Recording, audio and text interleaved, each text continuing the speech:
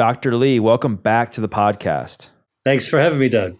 I'm excited to chat with you again because I know that you help so many people, both in your work and in your books, including your recent book, Eat to Beat Your Diet. You help them understand not only how to eat better, but how to eat better long-term, because so many people, they end up starting something when it comes to their nutrition, they stop. They end up not starting something because they don't have the confidence to be able to make that transformation or whatever the case may be. And they end up not making these changes, and they don't in turn embrace a lot of the information that's out there about nutrition, diet, and how it can actually be super beneficial for your health. In your opinion, though, as a doctor, even in your own experience, maybe just experience in talking to friends and colleagues, like, why do you think most diets fail? Yeah. Well, first of all, I love the fact we're having this conversation on a show called The Adversity Advantage, because adversity is actually how many of us have come to view food and our diet, right? And so you go on a diet to fight something else in your life that you're not happy with. And so then food becomes actually your enemy, your foe, your opponent, or the patterns of eating become that. So, when you say, why don't diets actually tend to work? It has to do with the fundamental nature of why people think they need to go on a diet to begin with. And this is really kind of like the basis of my new book, Eat to Beat Your Diet. It's a trick title. It's not a diet book. In fact, it's an anti-diet book that teaches you how the new science of our body, the new science of our metabolism, I'm a scientist and a doctor, teaches us that we don't really have to suffer. We don't have to go on these yo-yo diets. We don't have to swing to extremes in order to really be able to use food or grapple with food, not as our opponent, but really as our collaborator. And not just to be able to help us lose weight and feel better, but literally to be able to bring us joy as well. So if I told you that this topic of food and your metabolism and health is the antithesis of adversity, it's about harmony. And the question we're talking about is, how do you turn something that appears to be an adversary into a situation where you can really embrace the harmony? I think that's the modern conversation about diets. Absolutely. But I think it's easier said than done, because I think that when a lot of people are starting to make the change to eat healthier, it's in the midst of adversity in their life, right? Maybe they just got some bad news from a doctor. Maybe they went through a divorce and they're like, you know what, like, I'm going to get that revenge body. Or maybe they had some health scare in the family, or whatever the case may be. And their stress levels are high. They're overwhelmed. They're seeing all this information online about this diet and that diet, and try this and lose 30 pounds in 3 weeks, and all this information that we see now. And I love what you said about it coming to a place of harmony, because at the end of the day, it's going to actually help you in so many ways, and it's going to bring you more peace with yourself and in your lifestyle. If I were a patient of yours and I said, Dr. Lee, I'm eating nothing but processed foods right now. My life is a complete mess. Like, what are some initial steps that I could take to make sure that I'm in this for the long run? Yeah, and that's not a uncommon situation, right? I mean, so many people either articulate and acknowledge, or they are living with this sort of in a little shadow recognition in the back of their minds that they're not living their best lives, and how they feel, both physically and emotionally, actually is a consequence of that, but they don't know how to get out of that rut, right? So what I would tell you, Doug, if you were coming to me as a patient with what I know, is I would say, first of all, there's some natural temptation to grasp at something that seems like a silver bullet. And whether that's a supplement that's being sold to you, a super beverage, a super food, or a program diet that some guru is trying to tell you, and even if you hear your friends talking about it, we're humans. So we tend to gravitate towards, like what's going on and who's doing it. And if you have friends that are doing it, you kind of want to jump on there. That's why we've got keto. That's why we had Atkins and South Beach, and you name the diet. That's basically why people jump onto these ships. But I would argue that people who go onto diets need to really take a moment before jumping at that and grasping at that straw. It's like you might feel like you're on the Titanic going down. All right. You'll take any life raft that you think is nearby. All right. But let me tell you, diets And a healthy way to use food is highly, highly individualized. It has to do with who we each are.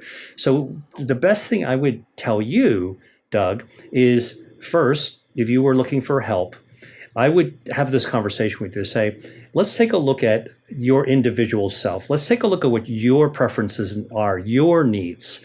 Okay. Let's have a level of self-actualization, self-knowledge that you need to understand what makes you tick, why you actually are even interested in a diet, and what are your goals. All right. If your goals are more energy, to kind of be renewed, to be regenerated as somebody, and your goal is to really kind of step further and further away from a path that you think is going to lead to disease, then I've got some good news for you. And the good news is that while we used to think you have to go on these extreme elimination diets that are really loaded with value judgments, don't do this, don't do that, it makes you feel bad, like food and fat are all kind of like these bad kind of ideas. The new science teaches us something completely different and really kind of surprising. And this is what I write about in my new book, Eat to Beat Your Diet. First, that we are all hardwired with all the operating system we need to be able to have a really, really good metabolism. And when we have a good metabolism, we've got good energy, we've got good use of the calories that we're taking and all the other micronutrients that we're actually eating, and that we're actually fueling up our body's own health defenses. These health defenses not just make us feel better, they do make us feel better, give us more energy, all right? But they also protect us against chronic diseases like diabetes and heart disease and cancer and all the specters of health that people are a little bit afraid of when they go to the doctor's office, like, oh man, I hope they don't give me bad news. And what I'm telling you is that this is not fate. There is actually your own destiny is hardwired in your body. So how do we unleash our inner metabolism to allow our body to do the things that it wants to do? And you don't need to actually do elimination and restriction. Instead, it's sort of understanding how to get in harmony with yourself, not just what to eat. We can talk about that, but how to eat and when to eat become really, really important things. So don't just go pick up a bottle or a can or a jar of powder or, start copycatting what somebody else says you need to do every day. Let's first think about what your own goals are. What are the things that are dogging you that you want to actually overcome? And then what we do is we actually realign that with how your body actually works. And then how do you choose foods and eat mindfully to be able to get there? Yeah, I love that. And I think now that we've kind of identified that, for people trying to lose weight, become healthier, whatever their main goal is, the approach that really counts is the one that they're going to stick to and the one that's best for them individually. And then along the same lines as goals, I've heard a lot of people talk about, and I believe this myself, that you have to have some level of emotion tied to whatever it is you're trying to achieve, so that it just helps you not just stick to it, but when things get tough, you kind of remember why you started. And I'm sure there's other reasons to go along with that. What is your take on that? And what's your advice based on your take on how somebody can really get deeply connected to the goal they're trying to achieve? Yeah. Well, this has to do with harmony, right? And harmony is inner harmony. Like when it comes to health, it's really about what's inside us. And I think too many of us, and maybe our society today, is so externally focused, checklist focused, task focused, maybe even kind of financial goal focused or advancement focused. And so what we forget about in this sort of busy, crazy rush of our modern lives. And by the way, it's also not helped by our mobile devices that we're scrolling on. And first of all, there's a lot of incredible things that our technology, digital technology, gives to us. But one of the things it doesn't give to us is it does not hand us the permission slip to be able to have a moment of peace and rest and reflection.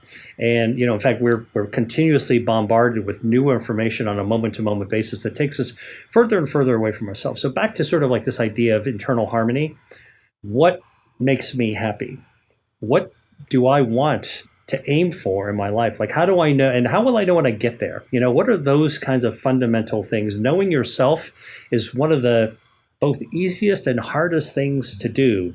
And what I'm telling you is before you pick up any food, before you start any workout, before you do any type of therapy, this is a kind of the moment of truth, self-knowledge, self-awareness that I think all of us have the ability to be able to kind of reach for. Now, is there trauma and pain that many of us will encounter when we do that? Yes. But that actually is also equally the secret in to be able to actually solve that problem. Otherwise, it's always going to be a hidden bump in the road that we're actually not going to be able to overcome. And so this whole emotional centeredness, this idea of knowing who we are and what our goals are and what makes us tick. And by the way, even when it comes to food, and I write about this extensively, most people who are trying to lose weight, or let's call it better fitness, for the lack of a better word. I mean, losing weight loss is a very specific thing, but better fitness is a goal that everyone has, even if you're trying to lose weight. Okay. How are you actually living your life today? Taking stock of what you're actually doing to yourself. Because the good news is that there may be some things that you are doing naturally that are actually quite good for you. You just don't know it. You're not keeping score. And so my research is showing is that, elevating our health to a better level using our metabolism and using the health defense systems that are hardwired inside us is actually hidden in plain sight. We have to start at the beginning to be able to understand what our own inner goals are first, and then taking one step at a time allows us to unpack the path to get to better health. I love what you just said about taking one step at a time, and then also acknowledging that, in a perfect world, there wouldn't be all these stressors and there wouldn't be trauma and pain that sometimes could hinder our ability to see results and get results and continue along the path. Because I know that gets in the way of a lot of goals when they're looking to achieve something, is like the daily stressors in their lives and stuff that happens at work and so on and so forth. And I think that also goes along with, I think one of the biggest problems I know for me when I'm stressed, I know food sometimes can become a crutch for me, where I tend to eat worse when I'm feeling stressed, I eat more when I'm feeling stressed. So just using me, I guess, as an example again, if I was coming to you and I just said, Dr. Lee, I'm just having trouble like overeating, specifically when I'm stressed. I just find myself like reaching for junk food, processed food when I'm having a hard time. What kind of advice would you give me to help counter that? Again, your internal hardwired operating system is always available for you to tap into to be able to get to better balanced health. So no matter how far away you are from that goal, you can do it. All right. That's the first thing I'd tell you. I would tell you that in order to do that, though, you need to realize that in addition to the food choices that you make, we can talk about junk food and all that stuff, but I want to also talk about some of the underlying causes of stress. If you don't deal with that, it can be a problem. I mean, research studies have actually shown, come back a little bit into this whole idea of trauma and anger and anxiety and the emotional aspect of it, is that studies have shown that if you take a look at, there's a study done of women who looked at women who were overweight or obese and looked at and correlated with their level of anger. And it turns out that those people who actually had more difficulty with their metabolism and with their body weight were also people who tended to have more repressed and unresolved deep anger. And so, and I want to call that out as an extreme example because we're all stressed from things. Life is stressful. That's just the nature of it. And most of us have a decent amount of resiliency to deal with the occasional traffic stop or, you forgot your keys or whatever, it's like we bounce back from that stuff. But when you actually hold on to anger, deep anger, that's really kind of get into that trauma realm. And then you really have a hard time letting go. That needs to be worked on. Because it's going to interfere with almost everything else that you would try to do. So I could talk to you about how to time your eating, how to make better food choices, the volume to eat. Like I want to talk to you about all that because that's important. But, back to this basic line, if you are actually having something really fundamental that you're just not dealing with at all, that internal self, you're going to have a hard time moving forward in this path no matter what. So I think I'm glad you brought this up as an early point.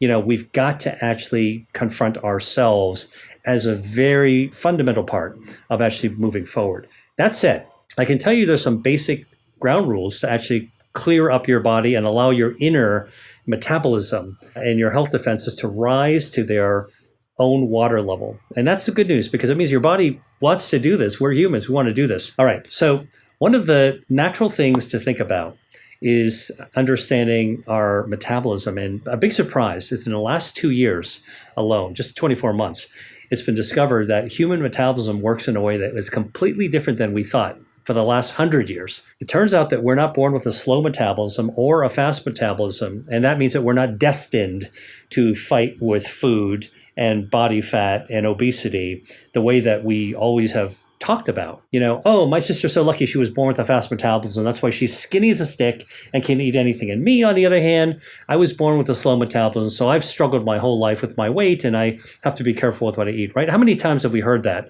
I mean, a lot of people carry around that. It turns out that's not true. We are all born with the exact same metabolism, that operating system, the hardwiring of our energy, of our metabolism, using fuel to give us energy and power up our system and power up our health, is actually exactly the same. The 4 phases of metabolism we go through at any given point in your life, and this is important because if you're coming to me you haven't hit middle age yet, or you're just getting to middle age, you're in a metabolic stage that it's important to understand. So the first stage is 0 to 1 years old. Your metabolism skyrockets to 50% higher than it's going to be when you're an adult. Phase 1.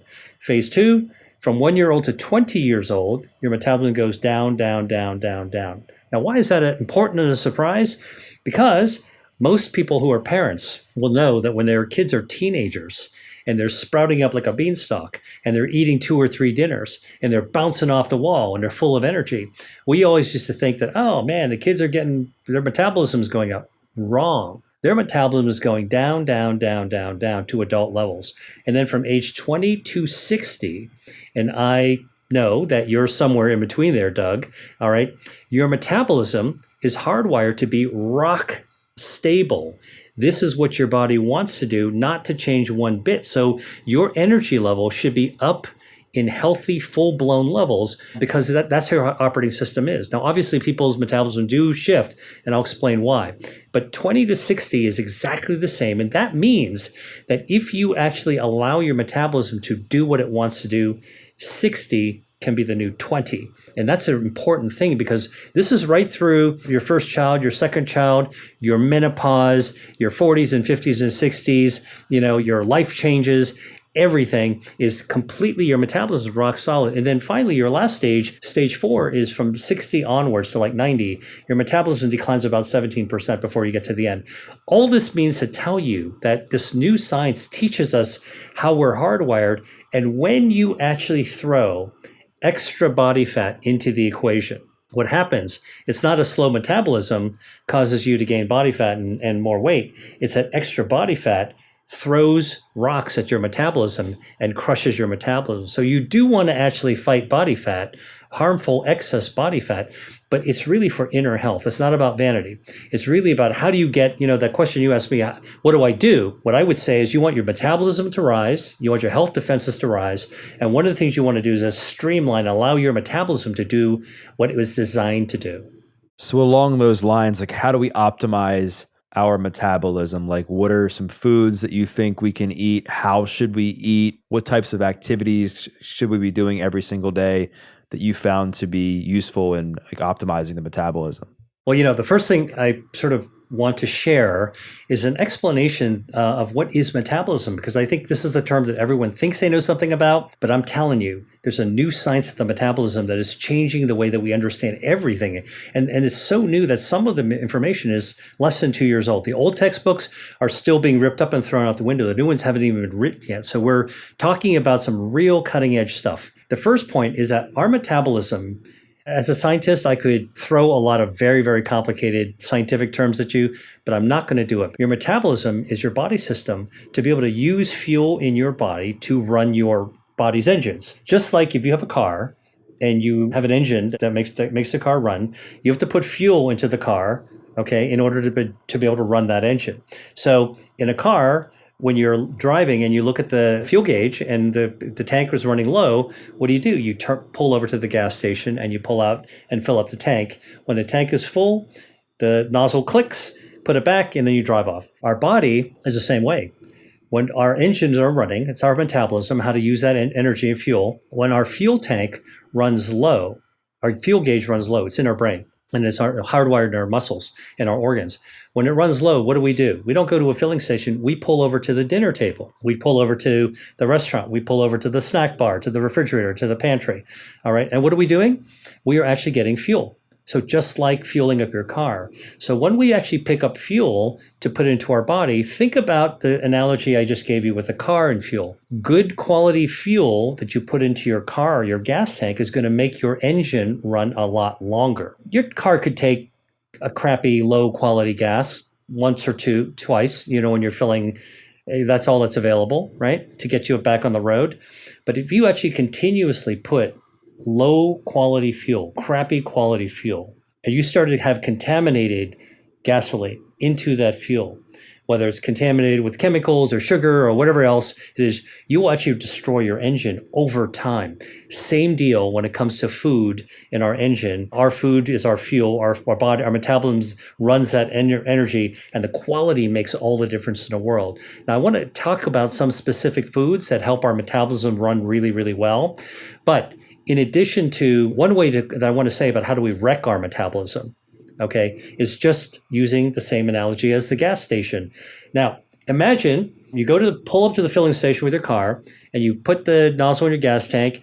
The gas tank is full, and normally the nozzle clicks when the gas tank is full, and it's not going to fill anymore. No more gas comes out, and you pull it out and you're good to go. Our body doesn't have a clicker. So when we sit down to put fuel in our body, and you say overeating, all right, that's what we're doing. Where there's no clicker, we're just continuing to shove food into our body. Now, what happens when you're actually at a filling station if your gas tank were to overflow?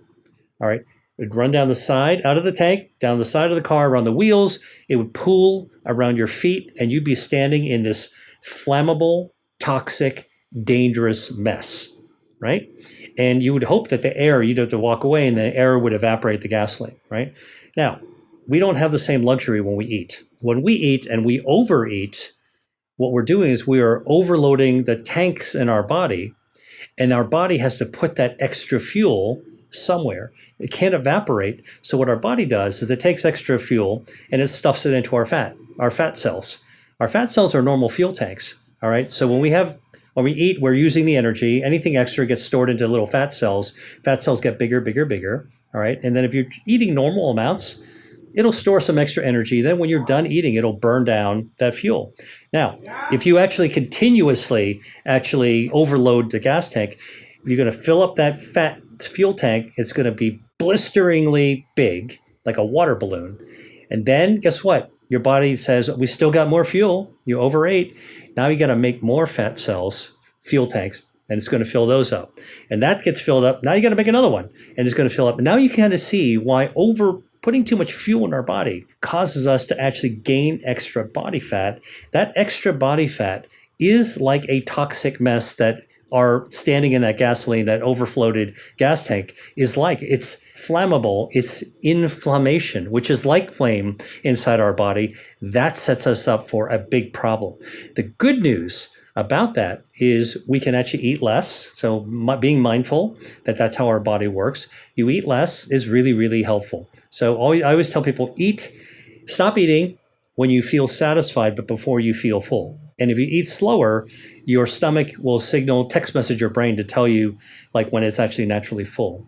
The other thing you can do that would be incredibly important to actually keep your metabolism going well is not to eat too close to bedtime and not to eat too close to getting up in the morning. Because when we are actually eating food, there's a hormone called insulin that our pancreas, our body produces, and insulin works to draw that food fuel as energy into our cells. That's what insulin does, all right? And when our insulin is up, it's the signal in our body is our metabolism that store the fuel, baby. Don't burn it, store it. We want to gobble it all up and pack it away, all right? It's like ammo for energy. When our insulin is down, which is when we're not eating, our metabolism shifts gears and says, all right, time to tap into the fuel. So if you want to burn that extra fuel that's stored in your tanks, which is your fat cells, you might have extra fat from overeating yesterday or overeating the last week or the last month or from the holidays, whatever it is, your celebration, all right? The fact is that your body is actually hardwired to burn that down, but it only burns it down when you are not eating, because the insulin goes down and your metabolism shifts gears to actually be in fat burning mode. This happens when we're sleeping, naturally, by the way. And when we're sleeping, we're not eating. By the way, another name for that is fasting, which is why when we get up in the morning and we have our coffee and our eggs or whatever, it's called breakfast. Breakfast is breaking your overnight fast. Break fast. All right. And so what you hear about intermittent fasting isn't just a trend, isn't kind of like this crazy, new way of actually living your life. It's how our body's hardwired to do it every single day. When you're sleeping, you're fasting. When you're fasting, your insulin's down. When your insulin's down, your metabolism goes, shoop, let's go ahead and start burning down extra fuel. All right. So if you don't eat too close to bedtime, like when you stop eating, okay, let's say you go to bed at 11 and you get up at 7 in the morning. That's 8 hours of sleep. I strongly recommend that as a generally good optimal amount of time of sleep to get. Cleans your brain, it gets rid of the toxins, it actually resets your immune system, all kinds of things. It calms stress, lowers inflammation, good quality 8 hours of sleep. Now, let's say that you eat dinner, so you go to bed from 11 and get up at 7, 8 hours. Let's say that you eat dinner at 7 o'clock in the evening, all right? And for most people, let's say that you finish eating at around 8, an hour later, you put their dishes away in the sink at 8 o'clock, all right? Now, how many of us actually eat a little snack later? We go for some dessert. We're before bedtime. I got to eat one more thing. All right. Don't want to do that, because every time you do that close to bedtime, you're spiking your insulin. When the insulin goes up, your metabolism isn't able to burn fat. If you stop eating when you put your dishes in the sink, so let's say that you eat dinner at 7, you stop eating at 8, put your dishes in the sink, no more food. That's it. Okay, you'll get used to it. It'll be cool. Don't worry. All right. And you go to bed at 11. From 8 to 11, you've given your body 3 extra hours. You've given your metabolism the gift of 3 extra hours to burn down that extra fuel that's gotten stuck and trapped in your body. And if you get up at 7 in the morning, rather than roll out of bed and do what our mommies told us to do when we were kids, hurry up and eat breakfast so you can get on the school bus and go to school on time. All right. If you get up instead, let's say it's 7, take a shower, get dressed, check your emails, read a book, read a newspaper, whatever it is you're going to do, go for a walk. An hour later, you sit and have a breakfast. You've given your body, your metabolism, the gift of an extra hour in the morning that you burn down fuel. So let's do some math. 3 hours after the dishes are in the sink before bedtime, plus 8 hours of sleeping time, that's 11 hours, plus 1 extra hour before you actually sit down and eat breakfast. It's reasonable to do. Anybody can actually do that, honestly. But do the math, 3 plus 8 plus 1. Now it's 12 hours. You've given your body 50% of your life is spent towards streamlining your metabolism by burning down that extra body fat. That's how you allow your inner metabolism to start to rise to the surface. So without actually having to even go on any kind of crazy diet, any fads, any elimination, you can just kind of use that timing and of course the amount to eat, like always leave some white space on your plate. Don't go back for seconds, and quit the clean plate club. That's a way before we even talk about what are some good choices to add, that you can actually use your body to fight on your behalf. I love that explanation. And it just seems like the main thing somebody can do to improve the function of their metabolism is to lose excess body fat. And the best way to do that without necessarily going on a specific diet or focusing on specific foods is to just eat less than you are now, and finding creative ways to do that. One of them being almost like the time restricted feeding window, like you said, almost like you don't eat past a certain time, you eat like an hour after you get up or something like that. In my book, Eat to Beat Your Diet, I call it, once you realize what time you finish dinner and what time you eat breakfast, you can set your own, it's like an alarm on your watch or your phone. You can set the time you're going to open your eating window in the morning, okay? And you can set what time you're going to close the eating window, so you're not going to eat anymore, right? And you can even set an alarm on your phone if you need a reminder. But actually, if you realize that the time that you're not eating after you put the dishes away, your body's actually starting to shift into gear to start to streamline your metabolism. That's kind of an awareness. You can't unlearn that. Like once you hear that, then next time you actually reach for that brownie or that piece of cake or whatever it is, bag of chips, like some voice in your head is going to say, wait a minute. I don't want to be interfering with my body right now. My body actually wants to do something. another part of your brain might be saying, go ahead and eat it, right? That's the angel and the devil kind of on both shoulders warring with your brain. But again, this is where I think by understanding what your goals are, you realize that your body wants to help you. It's trying to help you. It's there for you, man. Like it's got your back. And so by putting that in your head, it's an easy thing. Now you want to take that to the next level. And this is what I write about in my new book, Eat to Beat Your Diet. What's really cool is that during the time you're eating, it turns out that food doesn't always grow fat. In fact, the research has shown some foods actually during the day, even when your insulin is up, some foods will actually cause your body to fight extra body fat and streamline your metabolism while you're eating. So just now, before I was telling you when insulin is up, when you're eating, your body's metabolism is all about storing the food and not burning it. And when you're not eating and your insulin's down, it'll actually start to burn the fuel. There's an exception to that rule. And that's if you choose, and I wrote about 150 different foods proven by human studies, research studies, that when you eat them, in moderation, these foods and the natural chemicals contained in them will fire up your metabolism so you can eat to lose and burn down extra body fat so you can streamline your metabolism. That to me is a really amazing thing because it's good news. You can choose foods. I mean, who would have thought you can eat foods to lose weight? Doesn't make sense, right?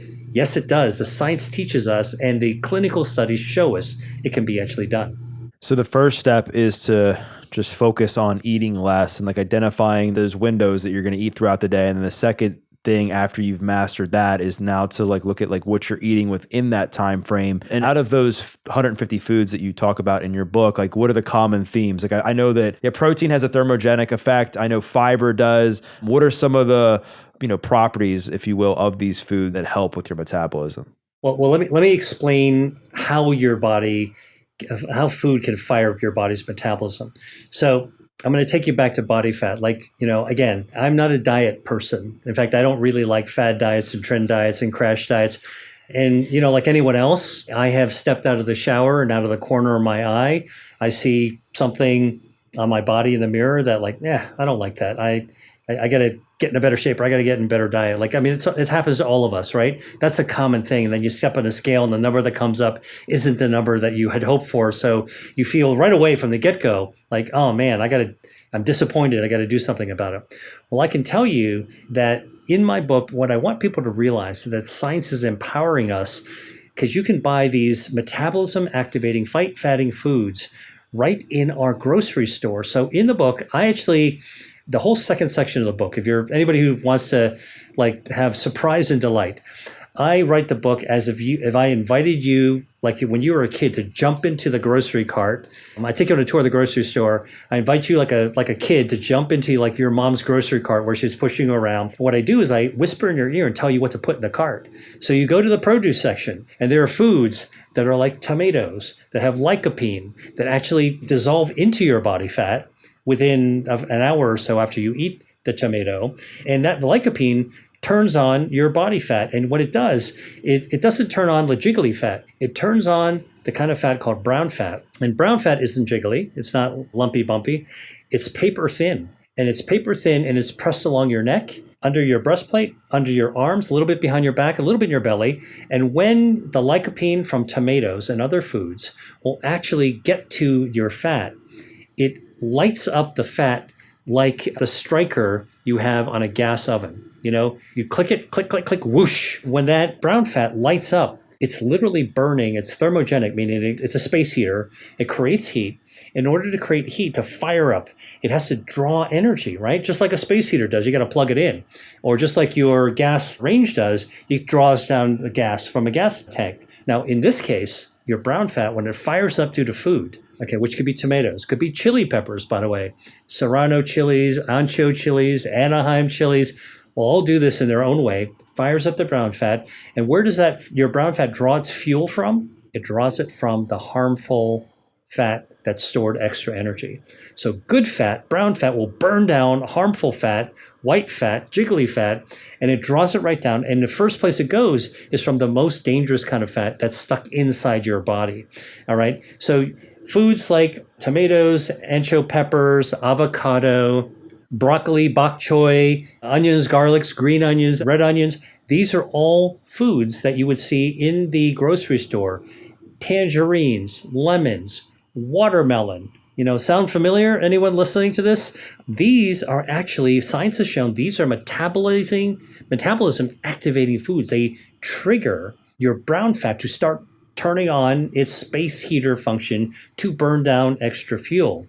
And then what I do is I take people from the produce section into the other sections of the grocery store, including the beverage section, including the forbidden middle aisles. Remember, people used to say, don't shop, only shop on the perimeter, stay away from the middle aisles. I tell people there are treasures, metabolism acting treasure foods right in those middle aisles. You just need to be able to tell the real gold from the fool's gold. So that's why I call the whole chapter Treasure Hunt. And then we can go to the seafood section to look for healthy metabolism activating foods as well.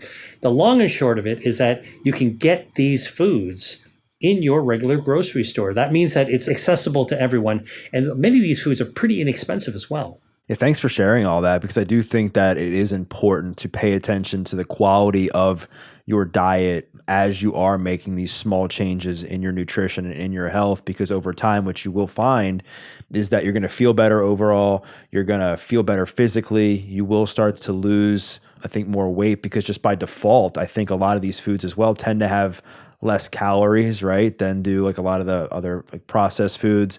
And I just think you'll find that it's not as hard. Once you get down the path a little bit, you'll realize, like, since you feel better, you'll now have like a deeper connection to it. And you're like, man, I'm so glad I'm doing this. I want to continue to feel like this. I'm not going to stop. And I know we've spent some time talking about metabolism. We've talked about like body fat and brown fat and how to combat all this. I want to talk about sleep, because I think that, without us getting a good quality night's sleep, I think it's going to be hard to do any of the stuff that we're talking about now, right? What have you found in research? What have you found in your own practice or even in your own experience with regards to habits, nutrition habits and things we can do on a daily basis to help improve the quality of the sleep? Like, what have you found with that? Well, first of all, one of the remarkable things about sleep is how restorative it actually is. But sleeping is one of those everyday activities that nobody teaches us how to do, right? I mean, nobody teaches us really how to eat. Nobody teaches us how to sleep, right? So there's so many factors that can affect our sleep. We don't just get tired and conk out, on the couch. Oh yeah, we can do that, but the fact of the matter is that sleeping there's an art to actually sleeping. There's kind of a preparation phase for sleeping. And again, we live in a modern society with bright lights, a neon, we got all this buzzy activity going on. Anybody who's been to Vegas knows, like that's a town that is set up to keep you from sleeping, because it gives you some stimulation, surround sound stimulation 24 hours a day. Okay, let me just tell you a couple of things that can be helpful to actually help get better sleep. I think that, if you don't get good sleep, like your whole life is kind of a little bit against you. So number one, staying physically active, being physically active during the day. You can go to the gym, you can go for a run, but you don't have to. Just going for a walk for 30 minutes actually will help exercise your brain, your circulation, your muscles in a way that actually will help you sleep later in the day. It sends signals to your body that it needs to renew itself, and sleep is part of renewal. So, something as easy as taking a walk for a half an hour every day after dinner, or frankly, anytime, or split it up, actually is a little trick that actually is very useful. Obviously, you don't want to be taking stimulants just before bedtime. Now, I'm somebody who can drink a cup of coffee. I used to live in Italy during my gap year, so I'll have a little tiny cup of espresso after dinner. Doesn't bother me. But for a lot of people, okay, it's an individual. For a lot of people, if you have caffeine at the end of the day after dinner, like it's going to make you wired for the rest of the night, and then you're not going to get good sleep. So I think be really, really mindful of what you're putting into your body as you get into the evening time, particularly, what are you drinking for dinner? All right. Ironically, even though people say you drink wine or beer, alcohol makes me sleepy. It can make you sleepy, but actually, when you actually have booze in your system, you never actually get good, deep sleep. The alcohol in your brain actually doesn't allow you to go dive deep. So you kind of a little bit near the surface. You're restless. You're not getting full renewal sleep. And so that's why, it's important just to recognize that among other reasons you want to control alcohol intake, cut down or cut out, it will interfere with your sleep. Now, the other thing is actually the volume of food. If you eat a lot of food for dinner at night before you go to bed, and especially if you eat close to bedtime, that insulin is jacked up. Your body is full on trying to store that energy, the fuel that you've just eaten, into your cells. That's a lot of work, man. And your factory is running full blast storing these things. I mean, it's kind of like, if you've ever moved out of an apartment or a house, this is like, like when you overeat or you eat too close to bedtime, imagine having an entire crew packing up your house, trying to store everything. All right. That's pretty disruptive. And so you can't just brush your teeth and lay down and expect you're going to crash right away. So give yourself more time and don't eat too much. Don't overload your metabolism. It's going to dog you as you get into your night. And by the way, if you're not getting good quality sleep, your metabolism is not burning the energy optimally either. You're cutting into that aspect of trying to elevate your own health. Now, obviously, stress, again, going all the way back to what we were talking about at the very beginning, stress, trauma, anger, emotional injury, anxiety, those things also, if we don't confront them somehow and deal with them, there's lots of different tools that can be used to deal with them. If we don't confront that part of it, we're also not going to get a good night's sleep. All right. And by the way, when you don't get a good night's sleep, something that's not known by a lot of people is that when we're sleeping deeply, our brain detoxifies itself. But the way that it detoxifies itself is by opening a sewer system. So most people don't know that our brains have a sewer system called the glymphatic system. Literally, it's like the underground sewers of Paris. All right. They're actually shut during the day. Nothing really leaks out of your brain. Your brain wants to hang on to everything all the input you're giving to it, but it accumulates toxins. It accumulates free radicals. It accumulates toxins from the food that we eat, the air that we breathe, the inflammation. It actually is part that can happen and function in your brain. At night, when you get good quality sleep, the glymphatic system opens up like the sewers of Paris, and it flushes out all those toxins, all that waste products, all the dead cells, all the inflammation gets flushed out of your brain. When you don't get good quality sleep, or when you get little sleep, disturbed sleep, the sewer system doesn't fully open. And that's why when you don't get a good night's rest, the next day, you feel foggy. You feel a little headachy. You feel a little confused, muddy, toxic brain. Yeah, I love what you said there. And I think like when you eat a lot late at night, what I found is you just feel like uncomfortable. Like it's hard to go to sleep just because you feel kind of stuffed, right? Because you've eaten so many calories in a short amount of time, and then you're just going to like lay down and you're just resting and you can't fall asleep because you're just, like you said, you're waiting for your body to digest the food. You're experiencing some discomfort. You're kind of still awake because your body is still awake. So yeah, I love the tips that you provided as far as how to optimize sleep, because like you said, sleep is so important. And you said something that I wanted to talk about as well. And that, a lot of times people will wake up kind of in a daze or foggy if they don't get good sleep. And I think a lot of people now, based on stress, based on their lives and just, maybe what's gone on over the last few years where people are just kind of at this low level stress, their energy is depleted just naturally. And maybe they're aware of it, maybe they're unaware of it. In your research, in your experience, what role does food play in this? Like, do you think that, if you eat processed food all day, it can have an impact on your mood, or do you think that's false? No, it's absolutely true. The science shows that to be true for sure. Our diet affects our gut microbiome, the healthy bacteria in our gut.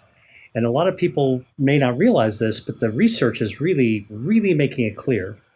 The healthy gut bacteria that we have in the lower part of our gut, it's in our colon, a part of the colon called the cecum. It's a little bag near the end of our gut. It's filled with something on the order of 39 trillion bacteria. It's called our gut microbiome. And when you talk about gut health, largely it's referring to actually that bacteria being very happy. It's an ecosystem. Think about that bacteria ecosystem like the Great Barrier Reef. All right. It's an enormous collection of life, bacteria being life. And in the Great Barrier Reef, you've got this myriad. You've got different corals, you've got turtles, you've got big fish, you've got sharks, you've got all kinds of different colorful things, living organisms living together, and it makes the sea around it healthy. And our gut bacteria makes our bodies healthy. They help us heal, they help our immune system, but very importantly, back to the mood and the sleep part, it turns out we now know our gut bacteria sends text messages to our brain. And among the things that our gut bacteria helps our brain release are social hormones and hormones that control our mood and lower our anxiety. Hormones like serotonin, like dopamine, like oxytocin. These are the hormones that make us depressed, happy, sad, anxious, moody, cloudy. And also, the good news is that when your gut bacteria is happy, it makes our brain release happy hormones. One of them is called oxytocin, as I mentioned. Oxytocin, there's one bacteria, by the way, called Lactobacillus reuteri. And this is just how one area of research, and I want to cite for people listening to this, Lactobacillus reuteri, which is a natural gut bacteria, text messages to our brain.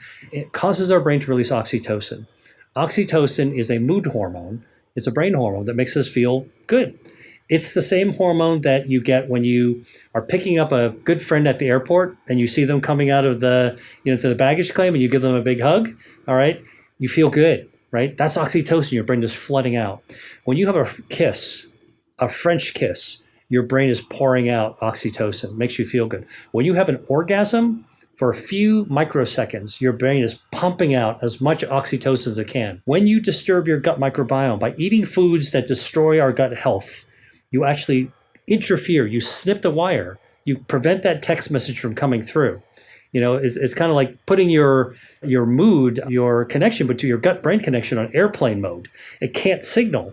And so therefore, you don't feel as good. Now, what are some of the foods that can actually actively destroy our gut-brain connection? Unfortunately, it's the food that we tend to consume the most, ultra-processed foods, the stuff in a box, in a bag, in a can, in a tin, and the things that have 20 or so ingredients that you can't pronounce, except that what you know is that they're artificial preservatives, artificial coloring, artificial flavoring, additives that actually make it last longer on the shelf. All those things that kind of had made our modern mass food industry the Goliath that actually is. We're beginning now to do the research to realize, what? I'm glad that, we're able to address the hunger needs of more people, but the quality of the food, remember the quality of the fuel in your tank, that's low quality fuel. And when you actually put all those chemicals in your tank, you're poisoning your gut bacteria. When your gut bacteria are poisoned, they're not able to, you put them on airplane mode, they're not able to signal to your brain. In fact, sometimes they send inflammatory signals, which actually darken your mood to begin with. That's fascinating. Yeah. I mean, and I love the way you kind of describe that because I have heard that the neurotransmitters dopamine and serotonin, a lot of them are made in our gut and they, you're right, they impact so much of our mood. And I think what I'm also hearing you say is if somebody's looking to improve their mood and reduce their stress and improve their outlook on life, they should obviously deal with the underlying trauma, whether that's through therapy or whatever, method of healing that they resonate with the most, and focusing on sleeping more than focusing on improving their diet quality and moving their body more. I think all of that obviously will help people reduce stress and improve their overall quality of life. The last thing I wanted to talk to you about is something that I think a lot of people struggle with, and I think a lot of people get stressed out about this. And that is, so many people, when they start a journey on health and fitness, they have this all or nothing approach. Like, I am going to be all in or I'm all out. And the moment I slip up, I'm done, because that means I'm a failure. That means I suck. That means I'm not made for this. I've been there. I mean, I'm sure a lot of people that are listening to this, I'm sure they've maybe experienced to some degree, or they know somebody who has. What's your take on that? Like, how can somebody, get back on the path, the healthy path, if you will, after maybe they didn't have a good night's sleep and maybe they overate the one day, or maybe they had enjoyed themselves at a party more than they wanted to? Like, what's your advice for people to keep moving forward? Yeah, listen, I mean, what you just described is so common, and it's happened to me many times over the course of my life. I'm a medical doctor. I trained to be a medical doctor. There's no lifestyle less healthy than going to medical school and training to be a doctor. You don't get enough sleep. You don't eat quality food. You're stressed out all the time for a long period of time, like years, and you're confronted with, things that are overwhelming, scary, depressing. I mean, like it's a very difficult part of the journey. And so I've walked that walk, I can tell you.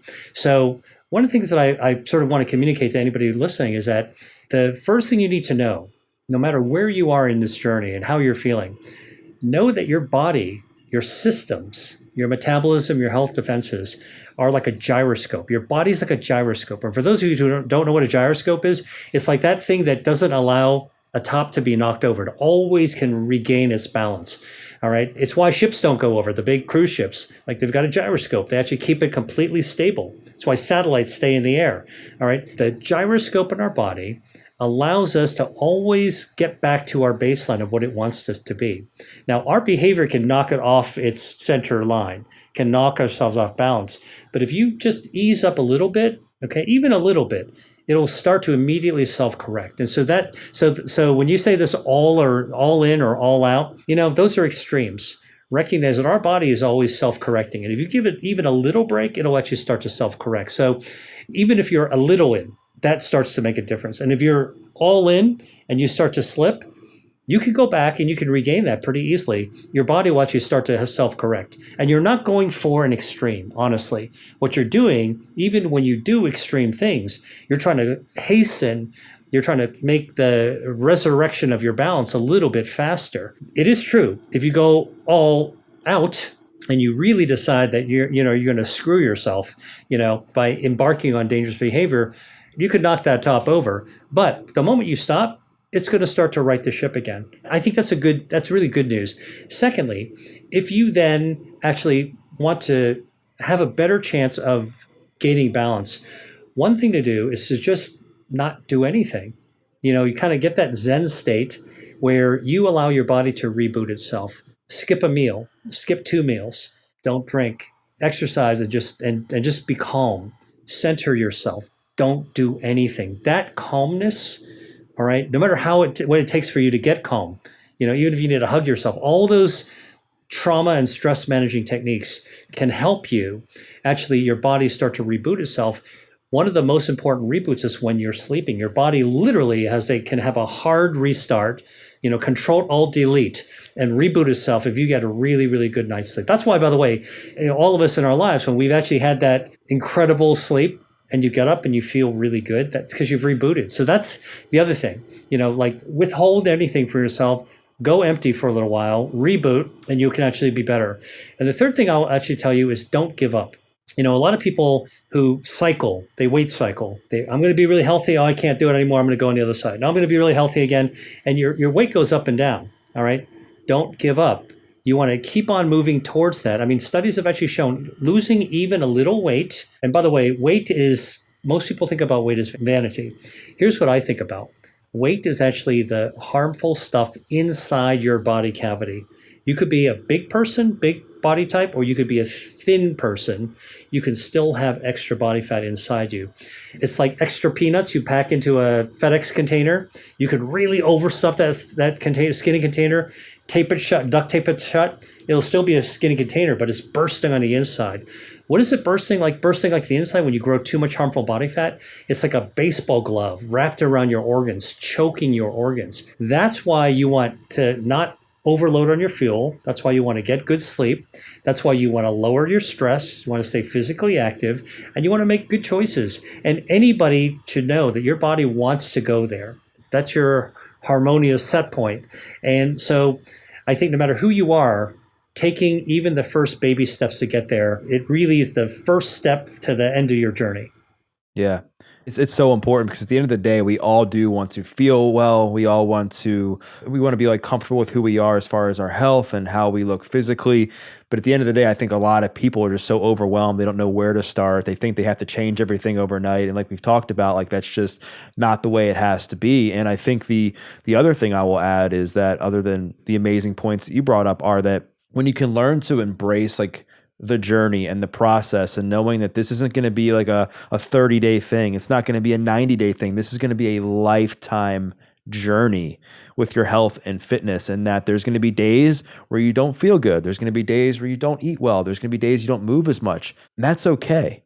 I think what counts is that over time, if you continue to be consistent and you are consistently moving your body, more days than not, and you're eating well on most days, what you'll find, it's kind of like the stock market. Over time, the line will go up and up and up. Might have some down days, but it'll go up again, down. Then over time, you'll see this trajectory of growth in your health and wellness. And the other thing I'll add is I think it's important for people to celebrate how far they've come and not how far they have to go, because there's so many people, especially early on, they're looking at all the things they haven't achieved in their health and fitness journey, but they're not looking at some of the things they have achieved. Maybe it is that they haven't been eating as much fast food. They're not drinking as much, regular soda. They're not, skipping the days of the gym, whatever the case may be. And that can all be positive, reinforcement, right, to continue on the journey. You have to give credit to yourself. And I think the other thing that's helpful, in medicine, we call this reflection.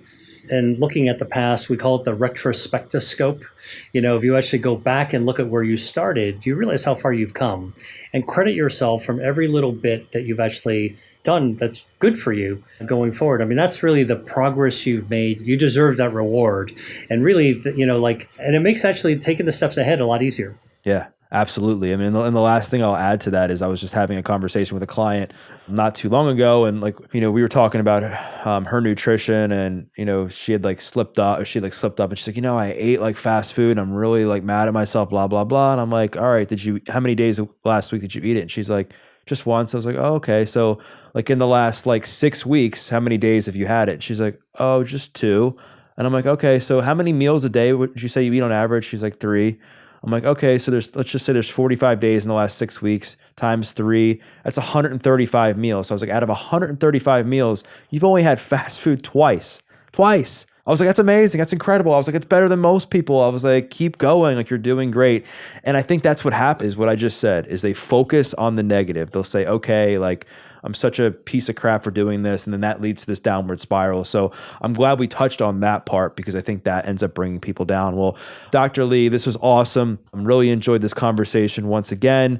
If people want to connect with you, if they want to buy your latest book, Eat to Beat Your Diet, or they want to check out some of your other stuff, where's the best place to do that? Yeah, I mean, you can get my new book, Eat to Beat Your Diet, anywhere books are sold. If you wanted to actually learn more, I put out a constant stream of information based on the research that's coming out. It's kind of like drinking out of a fire hose for me every single day. I put it out on a free newsletter. We've had people all around the world in 40 different countries actually, so you can subscribe to it on my website, drwilliamlee.com, drwilliamlee.com, or you can find me on social. My handle is at Dr. William Lee. I do free master classes. I teach deep dive courses. There's all kinds of free things you can actually sign up for. My mission is actually to get information out that puts the power of your health in your own hands. I love that. Well, I'll make sure to link that stuff in the show notes. And for those listening, what I invite you to do is to share a takeaway. Maybe it was something that Dr. Lee said about metabolism. Maybe it was something that we talked about as far as the importance of sleep. Maybe it was something that we talked about as far as how to effectively, change some of your health habits. Or maybe it was something that we recently just talked about, what to do if you end up kind of having a bad day and falling off track for a bit. Whatever the takeaway was, make sure to tag Dr. Lee, tag myself, because we'd love to hear your feedback. We once again thank you for listening to this episode of The Adversity Advantage. I'm your host, Doug Bopst. We'll see you next time.